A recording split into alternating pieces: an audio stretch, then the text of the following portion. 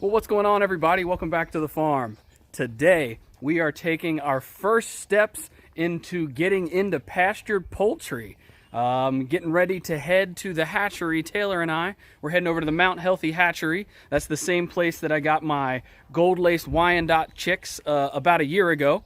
So we're heading over there to pick up my 15 Freedom Rangers. We are going to take our first crack at doing meat birds this year. So, have not done the chicken tractor yet. That's going to be a project you'll see here coming up in the next couple of weeks. We're going to be building a chicken tractor that the birds will be going in, and we'll be moving around doing a pastured poultry setup. So been looking forward to trying this out for a couple of years and finally pulled the trigger on it. So we're heading out this morning to go get those birds picked up. Before we head out, I did get the brooder set up. They are going to need to start in the brooder. It still is a little bit too chilly outside, so we're making sure that the brooder is going to be nice and warm for when we get back.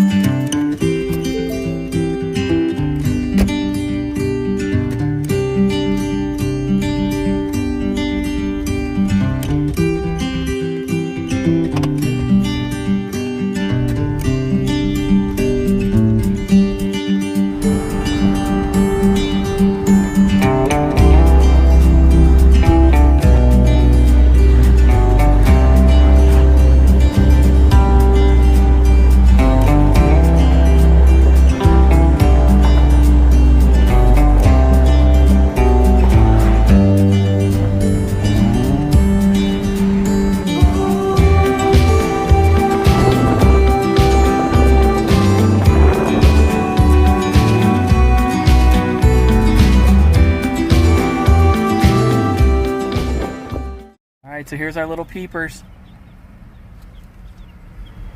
Hey guys, whoop. Aren't they adorable? Let's get you home. So unfortunately, because of the Rona still, just kind of got them handed to us, and it was quick in and quick out. Maybe one of these days, one of these times, picking up some chicks, we'll get somebody on camera and we'll get to let them do a little bit of talking about what they do there. It's pretty impressive. I think they get something like over 1 million chicks out a year out of their hatchery. It's some pretty crazy number, but we made it back to the farm. We are going to go ahead and get the girls loaded up into, well, they're girls and boys. It's not all girls this time. This should be a straight run. So going to be some boys, some girls. We're going to go ahead and get them prepped and loaded up into the brooder box. This is always a little bit silly, but one thing I like to do is we are going to take a dab of Vaseline and we are going to go ahead and grease up their little booties to try to prevent, a little bit much there, to try to prevent the putty butt, the pasty butt. We don't want poop getting stuck to those tail feathers and clogging them up. So this seems to help a whole lot. Just making sure everything is greased up and sliding good. Another thing we're doing is after we grease them up, we are going ahead and we're dipping their beaks in the water. We want them to know where the water's at. They have not been on feeders or waterers yet. These are, they were either born yesterday or probably today, because today was pickup day and tomorrow was shipping day for this variety. So they probably were born last night or today and then packaged up and sent out. So they haven't used feeders, they haven't used waterers, so we want to make sure that they especially know where the waterer is. After we get them all loaded in, we'll go ahead and put in the feeder as well. So this is going to be a big time learn as we go project. Actually this is 16, they gave me an extra. This is 16 Freedom Rangers. I decided to go with the Freedom Rangers instead of the usual Cornish cross, which is kind of the classic meat chicken, broiler chicken, mostly because I'm figuring this out as I go. I haven't done this before. I haven't really put in a ton of research up front. I said I was going to do this, so I'm making myself do this summer.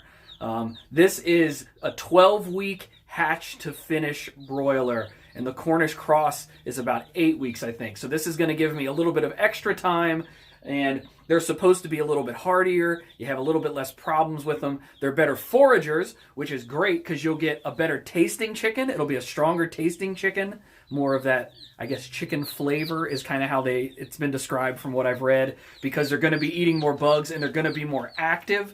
But because they are more active, that's why it takes longer for them to put on the fat, because they are burning more calories. So they're going to eat a little bit more. They're going to be a little bit more expensive to raise than what the Cornish crosses would be even. But this is what's going to fit better into what I've got going on this summer.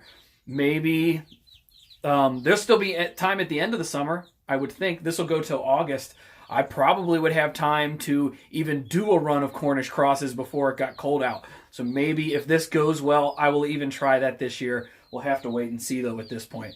So 16 Freedom Rangers. We are 12 weeks away from them being ready to process. They probably will spend, I don't know, maybe 2 or 3 weeks at the most in the brooder.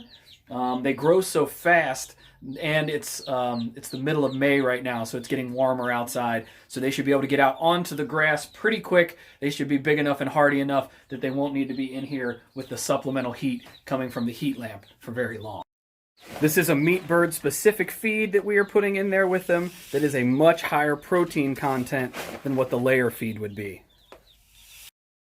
One thing that I do like to use every time I get new chicks is I have some of this vitamin boost, electrolyte filled, mineral filled, water supplement enhancement things. I always like to use this with my chicks to make sure that they are staying hydrated and that they're getting those essential electrolytes, minerals, and vitamins, especially for the first part of their life. We want to make sure that they are strong and healthy heading into the future.